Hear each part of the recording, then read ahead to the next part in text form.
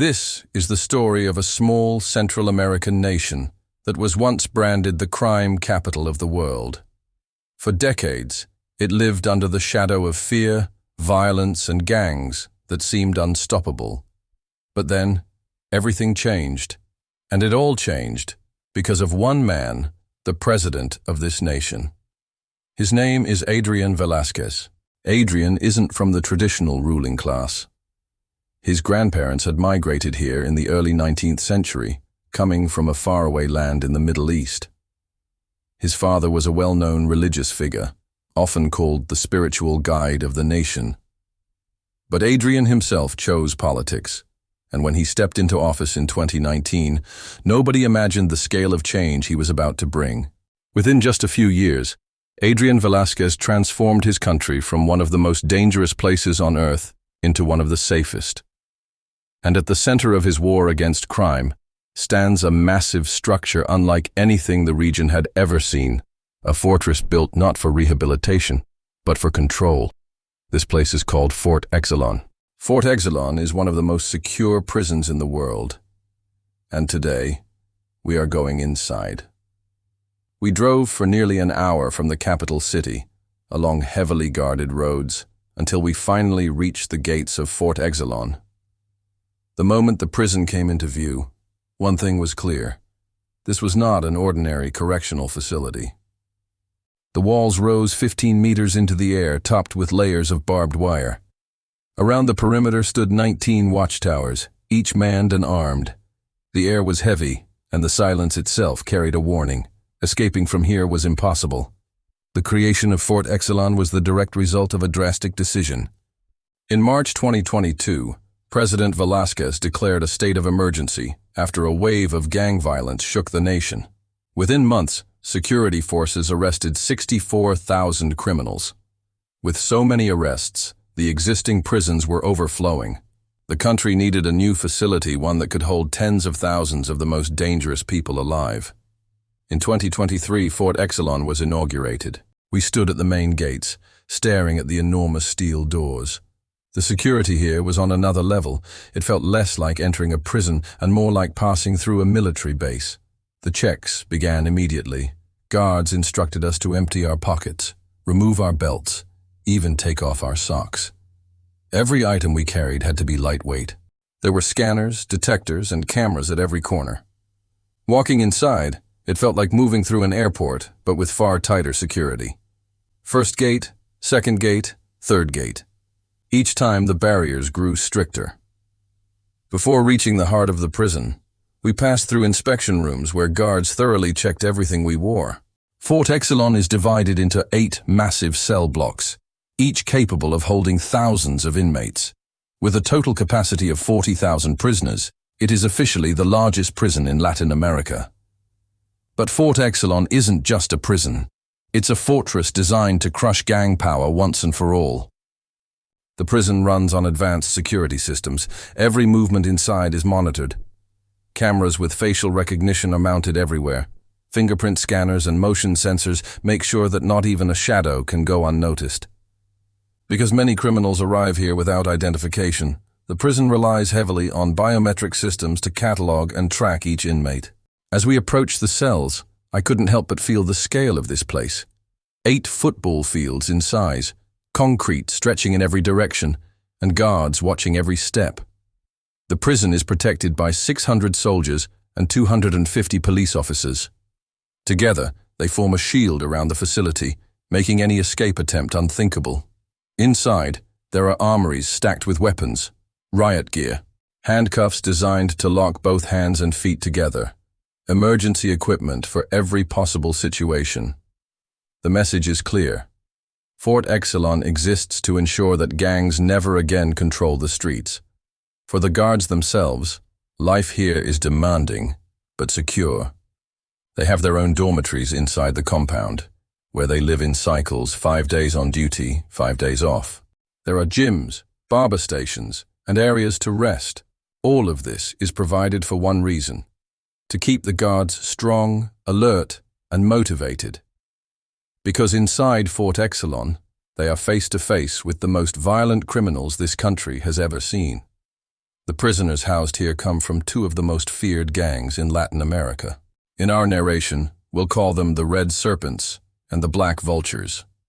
For years, these gangs terrorized neighborhoods, extorted businesses, murdered rivals, and destroyed families. Between them, thousands of lives were lost. Each tattoo on their bodies told a story of territory conquered, of people killed, of loyalties sealed in blood. Now, both gangs are locked inside Fort Exilon. Once bitter enemies, they now share the same walls, the same cells, and the same fate. When we finally reached the cells, the atmosphere changed. This wasn't just a building, it was a cage for human beings stripped of power. Each prisoner wears the same white uniform. No color, no distinction, no individuality. The lights inside the cells stay on 24 hours a day, 7 days a week. Time itself is denied to the inmates, ensuring they never know whether it is day or night. Each cell is designed for 100 people, but contains only 80 beds. That means some inmates sleep on the floor. There are no blankets, no extra clothing, nothing to shield them from the cold. Their toilet is in the corner, in plain sight of everyone. Privacy does not exist. Prisoners are allowed out of their cells for 30 minutes a day. During that time, they exercise, but only with their body weight, no equipment. Then, they are marched back into confinement. This is their entire life, day after day. The guards pointed out 3 inmates to us, each carrying the marks of his crimes on his skin. The first man had murdered 5 people, simply because they had stepped into his gang's territory. The second had kidnapped 4 people. The third had taken the life of a promising young athlete, destroying her future in an instant. Each tattoo was a confession, skulls, graves, and numbers, signifying which gang they belonged to. For the authorities, this made identification easier. Looking at them, I felt both fear and disbelief. These were men who had terrorized entire communities. And now, here they were, caged and powerless. Walking through Fort Exilon felt like walking through a war zone. Guards stood everywhere, rifles in hand. The atmosphere was tense, as if battle could break out at any moment. But in truth, the battle had already been fought. And for once, it seemed, the state had won. President Adrian Velasquez's decision to confront the gangs head-on was controversial at first. Many questioned whether mass arrests and a super prison were the right answer. But to ordinary citizens, the results spoke louder than any debate. For the first time in decades, people could walk the streets without fear. Families could live without the constant shadow of gangs. Businesses could operate without extortion. And that is why, in the 2024 elections, Adrian Velasquez won an 85% landslide victory. From a 50% approval rating in 2019 to overwhelming support just 5 years later, his transformation of the country was undeniable. That was only the beginning of our tour. In Part 2, we'll step even deeper into Fort Exilon, into solitary cells where inmates are locked in total darkness, into the medical facilities where doctors treat gang leaders who once controlled entire neighborhoods, and into the heart of a system that has redefined what it means to fight crime. As we moved deeper into Fort Exilon, the atmosphere grew heavier. The guards led us toward the most feared section of the entire prison, the solitary confinement wing. This is where any inmate who dares to break the rules ends up. The doors here are thick steel, painted a dull gray, each one leading to a small, airless cell. Inside, there is nothing but 4 walls and a concrete floor. No light, no window, just silence. When a prisoner misbehaves, he is placed in solitary for 15 days. Food is passed through a small slot in the door, beans and rice, nothing more. No chicken, no meat, no comfort. They eat in the dark, they sleep in the dark, and they spend every minute of those 15 days alone. This is not rehabilitation. This is punishment, and it works. The guards who work inside Fort Exilon are highly disciplined, but even they live under constant risk. Many cover their faces with masks. Why? Because even though the gang leaders are locked away, their networks outside still exist. If the wrong person sees a guard's face, his family could become a target. Imagine going to work every day knowing that the men you're regarding have killed hundreds, and would gladly order someone on the outside to take revenge. This is the daily reality of Fort Exilon staff. Back in the main blocks, we saw the gang members crowded inside their cells. They have been here since the prison first opened, transferred directly after their arrests. For 2 years, this has been their reality. Small cells, crowded beds, no freedom, no visitors. Family members are not allowed to see them. No hugs from mothers, no conversations with brothers, no visits from children. The only outside contact they have is through video calls with their lawyers, conducted in special rooms inside the prison itself. Even their trials are conducted here, via video link. These men are never taken outside. The tattoos are the most visible markers of who they are. The Red Serpents have their symbols etched across their arms, necks, and faces: numbers, serpents, flames. The Black Vultures wear tattoos of skulls, wings, and graves. Each mark carries meaning. Some tattoos commemorate murdered rivals. Others signify battles fought or leaders honored. Some are even grim reminders of the innocent lives taken. Authorities use a detailed tattoo catalog to track which markings belong to which gang. Anyone caught with a gang tattoo is immediately suspected, questioned, and often arrested.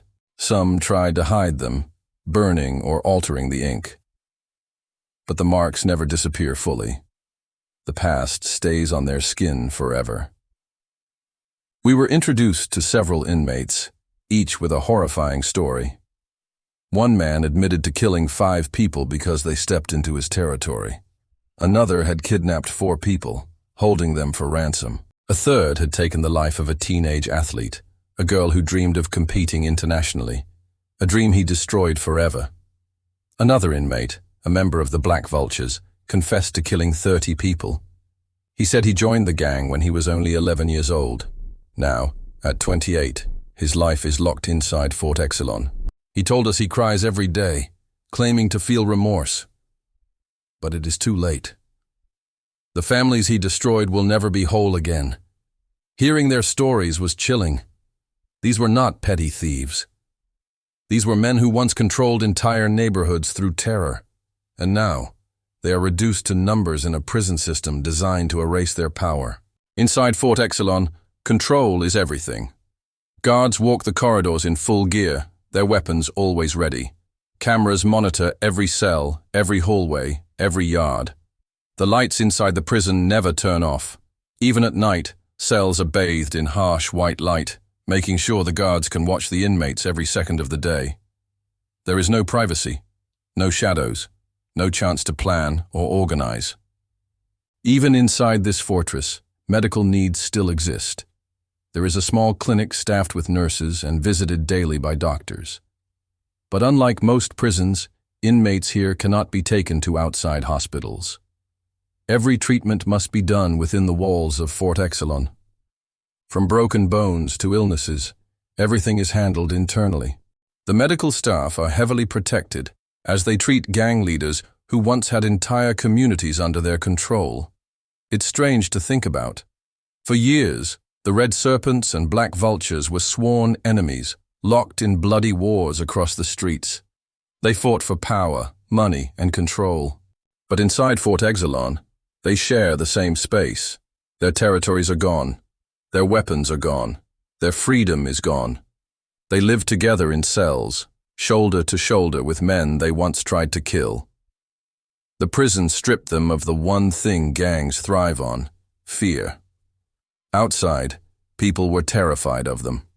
Inside, they are terrified of the system that now controls their every move. The equipment of control.